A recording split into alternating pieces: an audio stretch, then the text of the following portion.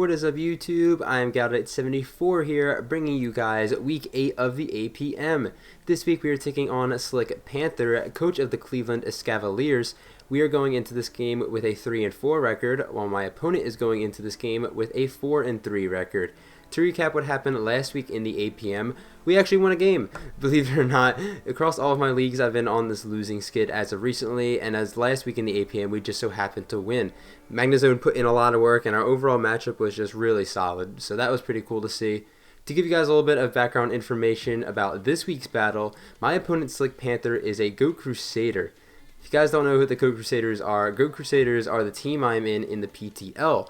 There are 10 members and I'm one of them, and Slick happens to be another one, so you know he's a damn good battler right there just to start off with.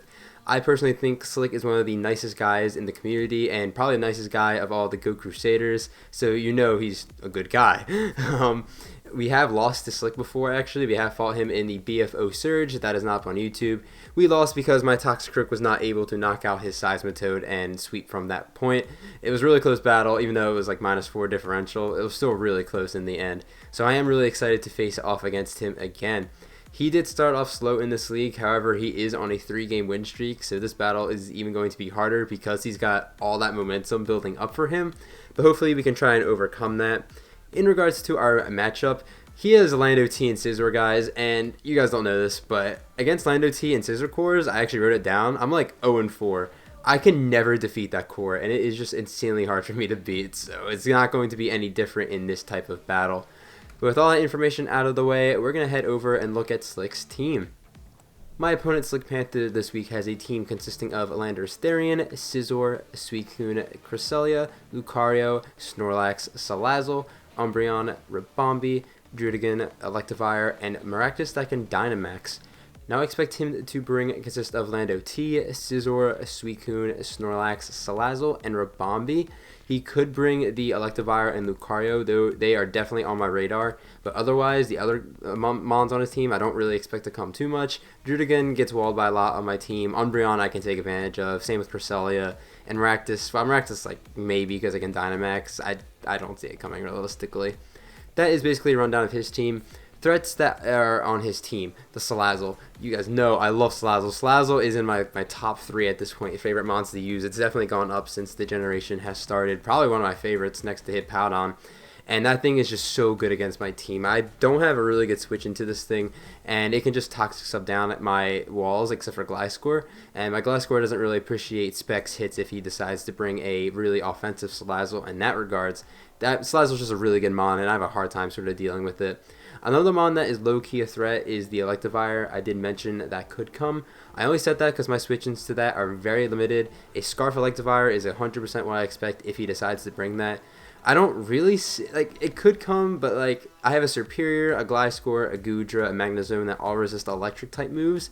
It's just Electivire gets such good coverage, I could see my opponent trying to utilize that. And that's why that thing is a threat.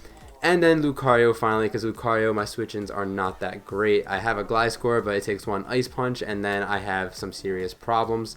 And Lucario has some good priority to take advantage of Serperior and stuff that are faster than it, so I definitely have to watch out for that.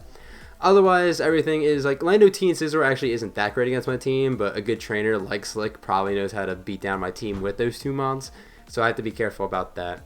Luckily, Blacephalon has a great matchup outside of the Snorlax, so once Snorlax goes down, Blacephalon just clicks buttons and wins the game, and Gliscor looks pretty good defensively. That is basically all the notes I have. I apologize if you hear any background noise, but what I am bringing this week is going to be the Porygon 2, Gliscor, Blacephalon, Magnazone, Serperior, and Heracross. To start us off this week, we have a pretty standard Porygon 2. Porygon 2 is holding the Eviolite, max HP with a loss of def and a little bit of defense. Moves being Facade, Ice Beam, Hidden Power, Fire, and Recover. P2 is actually the last thing I threw on the team. It was something just because I needed an all-around wall for his team. And I needed a good switch into Salazzle. This is like a pretty good switch in, but if he's like Toxic Sub, I'm going to have to like sack my P2 just to keep Salazzle low and just not have a sub up for free. That thing is very annoying against my team. If it is a very offensive Salazzle, I should be able to take any 1 hit and even 2 hits for the most part. Unless it's maybe Specs Fire Blast, that could 2-shot me. Otherwise, everything should be like a 3-shot. And also, this is my best switch into Electivire. It can really just take any hit from that thing. I don't expect it to have a fighting move this week. If P2 does go down, however, like 1v1's a Salazzle, I have to start predicting around Electivire, and I don't really like that scenario. Otherwise, P2 also has a few other roles in this game, mainly just to be a backup switch into stuff like Rabombi, Drudigan, Maractus, Lando T if I don't need my Eviole at some point. It's got a lot of overall usefulness in this matchup, and I have hidden Power Fire just so I'm not completely walled by Scizor and Lucario respectively. That is basically the Porygon 2. Second up is Gliscor. Gliscor is almost max speed, max HP with a little bit of defense, who's being Earthquake, Toxic, Taunt, and Roost. Guys, I almost threw Archeops on this team because I really wanted Rocks alongside Gliscor, but I decided Gliscor in the end with this particular set because he has a decent amount of setup mons on his team, like the Snorlax, the Scizor, the Suicune, and the Cresselia could all be setup mons, namely. Gliscor can sort of beat all those except for Suicune, of course, with like Taunt and then Toxic, his mons that don't appreciate getting Toxic, and I can just sit in front of his team. And Gliscor is really good at that. Again, obviously there are some mons that can break through me, like Suicune, Salazzle, I can't really 1v1. Lando T, if I switch in Gliscor on Lando T, and Lando T goes for like sub or SD, then I'm in problems. But 1v1 wise, Gliscor can beat down that thing. And he doesn't have a crazy amount of ice coverage on his team. He's got, again, the Suicune, which is like Ice Beam Scald, any Hidden Power Ice, which shouldn't be doing too much to me.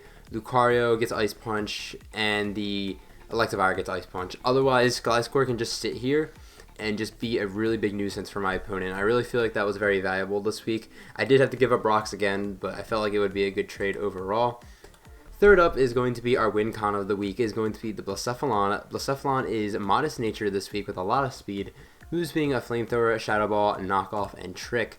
The goal for this set basically is to dispose of Snorlax and click buttons, because Snorlax is one of the best switch-ins ever to Blacephalon, which is a really big problem. Snorlax itself is not that big of a problem to my team, it's just Blacephalon it is. And if he gets Rocks up, then I'm going to have a really hard time trying to get Blacephalon to clean up late game. Also, it depends on what he brings on whether I sweep with Shadow Ball or Flamethrower. If he brings the Suicune, it might be a Shadow Ball sweep late game. If he brings stuff like the Snorlax, which is definitely common, but a lot of other Fire Weak mons, then maybe it'll be Flamethrower instead. It really just depends, but this is kind of my goal late game, is to chip down Snorlax to the point where it can't really switch in onto Flamethrower multiple times, and it just win from there. So hopefully it works out that way. Fourth up is Magnezone. This is kind of a funky set. It's got leftovers with Analytic, max HP with a little bit of bulk and attack, moves being a Subtoxic, T-Bolt, and HP Ice. I felt like Subtoxic was really nice because U-Turn and Voltage don't really break my subs, so I can definitely hit something rather hard. T-Bolt and HP Ice was great coverage for my opponent because his first 4 mons don't appreciate T-Bolt outside of Lando T, and Lando T is just stupid weak to HP Ice, so I'm hitting everything for some certain amount of damage.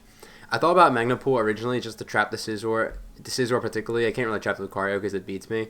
But I know Scizor's faster usually and it carries U-Turn or Superpower, so I felt like that would be kind of useless. So I felt like Analytic was really nice. I didn't really need the Steel coverage because the only Steel weak mon was the Rabombi, and Thunderbolt just does all load to that thing anyway. Basically kills the Rabombi if it's not boosted in its def, which is really nice. And then finally I have Toxic for stuff like Umbreon and Cresselia just to knock them down and chip them down.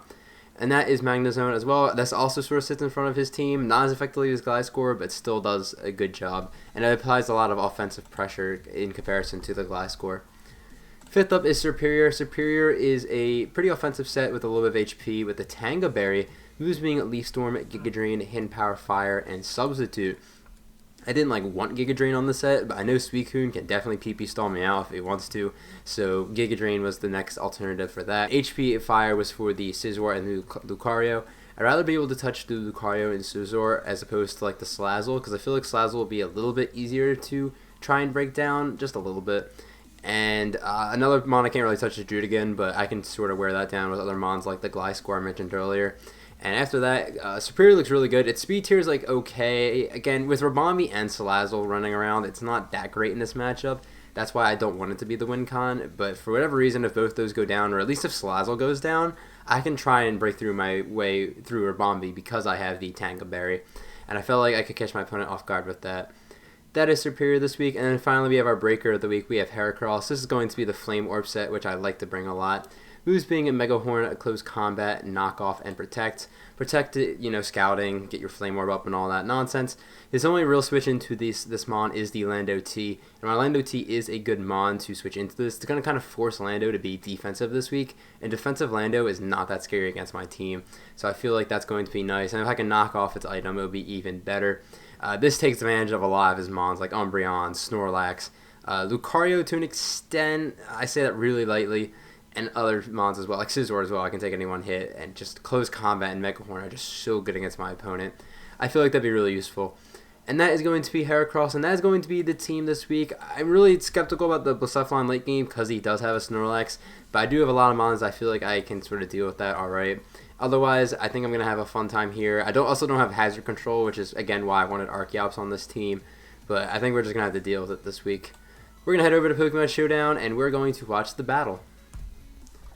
Alright, we have arrived at Pokemon Showdown, and my opponent did not bring the Suicune, but did bring the Lucario. That's quite fine, because all I have to do is get rid of Snorlax and chip down Salazzle a bit, and then Blacephalon clicks Flamethrower and wins the game. So I'm going to keep that in my mind. In regards to leads, I am going to lead off with Gliscor, because it basically walls everything on my opponent's team, as I lead off with Salazzle, and that is great. I can just fire off an Earthquake turn 1, and basically have no drawback. As a Scizor comes in and takes this Earthquake, it only takes 26%, telling me that this is a pretty defensive Scizor than anything. That's fine, I can just taunt it this turn as Lando actually comes in to take this taunt. That's cool because I don't have to worry about rocks going up right away. I did mention in my team builder I do not have great hazard control, as I am actually faster than this Lando and I can Toxic this thing. So now this thing's on a timer too, which is great, as now they can just go out into Snorlax. And I'm fine with this because I'm just going to fire off Toxic again. I'm at full health. I don't really have much drawback here, as I do land this Toxic on the Snorlax. As Snorlax has Ice Punch and chips me down for a bit, I can roost down that damage pretty easily, but chipping down the Snorlax has begun because now it is on the Toxic timer and cannot stay in forever. Lando comes back out, and I'm realizing that he is Intimidate cycling me a bit, as even though Lando can't really touch me, I really want my attack up high enough just for like the Lucario and the Scizor and stuff, so it's not that slow of a process. So I'm going to go out into P2, not expecting my opponent to click knockoff. As they throw up rocks, that kind of is annoying because I don't have removal on this team. He knows that now because I revealed all my moves, but hey, I guess that was a smart move to do it in the end. He is going to U-turn out. I go right back on the Gliscor because I get my attack back.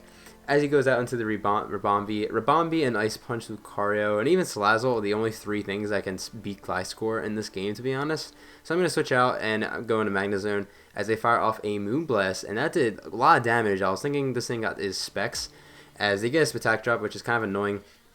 And they actually stay in and click Hidden Power Ground, and that is really bad, as I do click T-Bolt, and because I did get a Spatak Drop, he is going to be able to live this comfortably.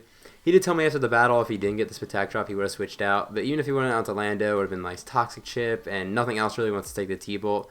So losing my Magnezone in this process does kind of suck a lot. But anyway, I can revenge it with Blacephalon. What I should have done here, actually, was gone out into P2, as Snorlax is still at very high health and can take this Flamethrower quite fine. This thing is thick fat, assumingly, so this was not a great play. If I went out to P2, I probably would have forced out maybe Lucario or Scizor, but that's fine, honestly. My Blacephalon wouldn't have had to take the chip. As the Snorlax has Whirlwind, I go out into the P2 now. As at this point, I don't think the Snorlax is cursed, which is pretty nice, and this thing is starting to get a little bit whittled down. It's not that low yet, as I'm just going to fire off a Facade as the Lucario comes in. And Lucario takes basically nothing from this thing.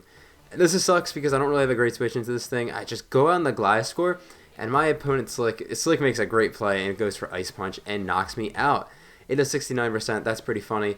But this thing is a Life Orb. And the fact that I just sacked that Gliscor was a really bad play. Because Gliscor beat half my opponent's team and Salazzle basically if I'm at full health. I go into Heracross to keep some offensive momentum instead of going into like Serp or something like that. I just fire off a Close Combat. I should have protected here because knowing Lando was coming out, I would have had my Flame Orb activated and I would have had my defense and Spadef still normal. And knowing this thing is now Rocky Helmet, I took some extra chip there. So maybe not the greatest play, but I know that this Lando cannot immediately knock me out, which is kind of nice. So I'm going to protect and stall this thing out a bit. I decide here I'm just going to trade my Heracross for the Lando T because I want something dead on my opponent's side just so he doesn't have a billion sacks on his team for my late game superior Blacephalon. So here we are probably going to double down as I do knock this Lando into the toxic range. That Mega Horn miss is annoying, but it doesn't really matter considering this Lando does have Rocky Helmet. If it didn't, then it probably would have mattered, but in this case, I don't think it does. So we double down. I'm going to go out into the Superior here, expecting the Snorlax to come out as Salazzle actually comes out, so this is a really bad scenario for me. I didn't want Lucario or Snorlax skin free turns, so that's why I went on the Superior. As my opponent just fires off a Fire Blast, so that's going to do a little bit of chunk of damage. It does 24%. I'm just going to recover this off as my opponent does have sub, so this is going to be the point of the battle where I'm going to have to sack my P2 just to make sure this thing doesn't have a sub up against me. As this next turn, Salazzle's going to go for Nasty Plot, and I was like, oh, shoot. That is a problem because I was not expecting Nasty Plot whatsoever.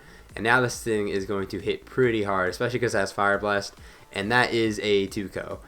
That is really scary. I am going to Facade here, get this thing down chipped a little bit. I need a little chip on this thing to knock this thing out with Shadow Ball and Blacephalon, as he is just going to knock me out with Sludge Wave. That was probably a roll, to be completely honest, but whatever.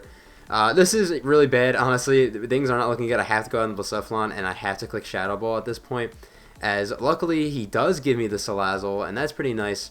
But honestly, this is a kind of a position I wanted to be in, but I didn't want to be locked in the Shadow Ball. I wanted to be locked in the Flamethrower, because now Snorlax can come out, and at this point, I have to switch my endgame to Superior. I know we can just spam Ice Punch, knowing that I'm locked in with the Scarf. And my game plan at this point, it's not looking great, but with Scizor being defensive, it's a little bit better. At this point, I hope I can have Superior in on Snorlax, and I can Leaf Storm, as he does knock out my Blacephalon. I can get my +2 Spatak, and then I can knock out everything on my opponent's team at +2. And the thing is, I'm going to have to take an Ice Punch in the process, as here comes Superior, and I'm going to do everything I just mentioned. I'm going to go for Leaf Storm as I get my attack boost. And the good thing about this is that I'm going to be brought down to 34%. I have Giga Drain on this thing, as Snorlax has a lot of HP, and it will kill from this range.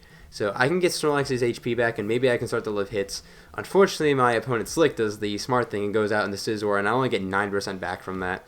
And that really sucks. I do go for the HP Fire and knock this thing out, so I don't take any BP chip, which is really nice. At this point, though, Rabambi does come in, and he just fires off a Moonblast. It actually does knock me out, and the game's over. So, just like that, it was kind of an abrupt ending there. We are going to lose the Slick Panther 3-0 in a rather close-ish match again, despite the differential being a 3. But GG to Slick. If Slick had decided to stay in with his Snorlax and sacked it to my Giga Drain, I still don't think I would have been able to win the game. However, I do think I would have been able to live the Moonblast from the Rabambi, so, you know, differential points and all that stuff would have been really nice. But you never know, the possibility, it could have been a thing. Maybe, you know, Slick misclicks on Extreme Speed at the end of the game, because he did have a Life Orb Extreme Speed at the end. You never know, I don't know, the possibilities over there, but, you know, it didn't happen. He made a really good play at the end. But again, GG to Slick. Thank you for the battle. Again, Slick is one of the nicest guys in the community, so big props to him. This is probably my second favorite battle of the APM so far this season, next to Love, because that game was like really awesome. We are going to move down to a 3-5 record and just continue losing across these leagues, which is really demotivating. We are a -12 differential, which is really bad. Somehow, as of the recording of this video, we are still in a playoff spot just because my division is not that great, to be completely honest. It's the top 2 in each division. We're in second in our division, which is just wild. But that is going to probably change soon because my opponents still need to do their battles in my division. But anyway, we are going to do the same thing we do every week. We're just going to look forward and move ahead. That's going to be really hard because next week we face off against Vemnoose. I'm totally butchering that. I will fix that next week. He's got probably my favorite team in the entire league because it is busted. My opponent next week has a Hoopa Unbound, a Necrozma, and a Komodo, all on the same team. And then Gengar's on there too. Like, that's just insane to me. I don't know how we're going to be able to beat that next week. But we are going to try, of course, and we're going to put as much effort as we can because that's what we do here. And one more time, GG to Slick. Again, thank you. That was a good battle. But that's going to wrap it up for this video. Thank you guys for watching so much. If you enjoyed the video, please leave a like. If you like Pokemon Draft League content, consider subscribing to the channel. I'm going to head out of here. Have a fantastic day, YouTube.